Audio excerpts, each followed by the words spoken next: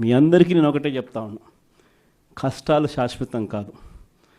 ఒక చీకటి వచ్చిన తర్వాత ఖచ్చితంగా వెలుతురు వస్తుంది.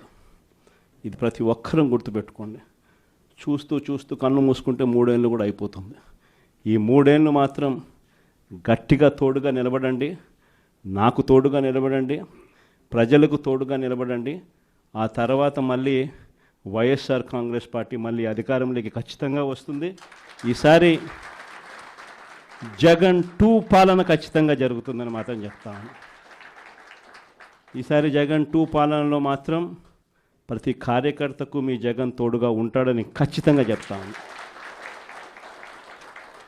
కాబట్టి ఖచ్చితంగా ఈ 3 ఏళ్ళు ప్రజల తరపున నిలబడదాం, ప్రజల కోసం పోరాడదాం.